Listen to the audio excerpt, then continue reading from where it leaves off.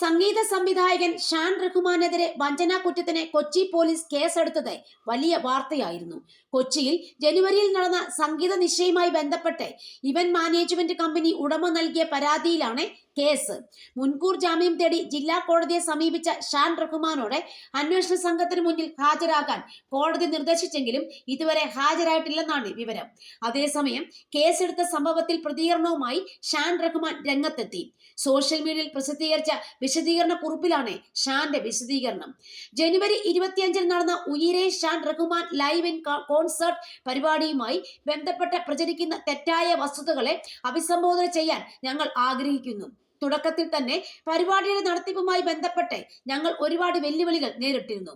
അതിലൊന്ന് mister Nijuraj Abraham Arora entertainment എന്നയാളുമായി ഉണ്ടായ തർക്കമാണ്. ഇതുമായി ബന്ധപ്പെട്ട ഒരു കംപ്ലൈന്റ് ഫയൽ ചെയ്ത് എറണാകുളം സൗത്ത് പോലീസ് സ്റ്റേഷനിലെ കീഴിൽ ഇപ്പോൾ അന്വേഷണം നടന്നുകൊണ്ടിരിക്കുകയാണ്. തുടക്കം മുതലേ ഞങ്ങൾ അന്വേഷണവുമായി സുതാര്യതയും സഹകരണവും നീതിയും പുലർത്തിയിട്ടുണ്ട്. പ്രൊഫഷണലിസം, സമഗ്രത, നിയമ നടപടി എന്നിവയിൽ ഞങ്ങൾ പ്രതിജ്ഞാബദ്ധരാണ്. എങ്കിലും മിസ്റ്റർ നിജുരാജ് അബ്രഹാം ജനങ്ങളെ മീഡിയയും തെറ്റിദ്ധരിപ്പിക്കാൻ വേണ്ടി തെറ്റായ വാർത്തകൾ പ്രചരിപ്പിക്കുന്നതായി ഞങ്ങളുടെ ശ്രദ്ധയിൽപ്പെട്ടിട്ടുണ്ട്. ഈ ആരോപണങ്ങൾ തികച്ചും അടിസ്ഥാനരഹിതമാണെന്നും യഥാർത്ഥ പ്രശ്നങ്ങളിൽ നിന്നും ശ്രദ്ധ തിരിച്ചുവിടുവാൻ വേണ്ടിയുള്ളതാണ് എന്നും വ്യക്തമാണ്. ഈ കേസ് അട്ടിമറിക്കാനും ഞങ്ങളെ ഒരു സ്റ്റേറ്റ്മെന്റിന് പ്രേരിപ്പിക്കാനും വേണ്ടി മെനഞ്ഞ തന്ത്രമാണെന്ന് ഞങ്ങൾക്ക് ഉറച്ച വിശ്വാസമുണ്ട്. ആയതിനാൽ എല്ലാ ആരോപണങ്ങളെയും ശക്തമായി നിഷേധിക്കുന്നു. നിയമവിദഗ്ധർ ഈ വിഷയം സജീവമായി കൈകാര്യം ചെയ്യുന്നുണ്ട്. ഇവിടുത്തെ നീതിന്യായ വ്യവസ്ഥയിൽ പൂർണ്ണ വിശ്വാസമുള്ളതിനാൽ സത്യം ജയിക്കും എന്ന് ഞങ്ങൾ വിശ്വസിക്കുന്നു. ഞങ്ങളുടെ പ്രേക്ഷകരും ടീം അംഗങ്ങളും പങ്കാളികളും ഞങ്ങൾ അർപ്പിച്ച വിശ്വാസത്തിന് ഞങ്ങൾ നന്ദി രേഖപ്പെടുത്തുന്നു. വസ്തുതകൾ വ്യക്തമായും മാന്യമായും അവതരിപ്പിക്കേണ്ടത് നമ്മുടെ ഉത്തരവാദിത്തമാണ്.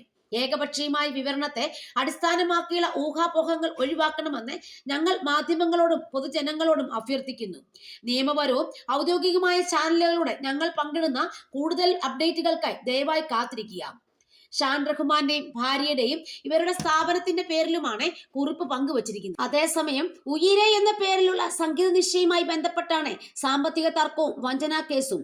ഉയിരെ സംഗീത നിശ്ചയയുടെ സംഘാടനം ഏറ്റെടുത്തത് കൊച്ചിയിലെ ഇവന്റ് മാനേജ്മെന്റ് കമ്പനിയായ അറോറയായിരുന്നു.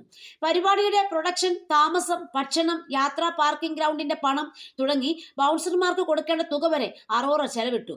ആകെ 38 ലക്ഷം രൂപ ചെലവായെന്നും 5 പൈസ പോലും തിരികെ ലഭിച്ചില്ലെന്നുമാണ് അറോറ ഇവന്റ് മാനേജ്മെന്റ് കമ്പനി ഉടമ നിജുരാജിന്റെ പരാതി.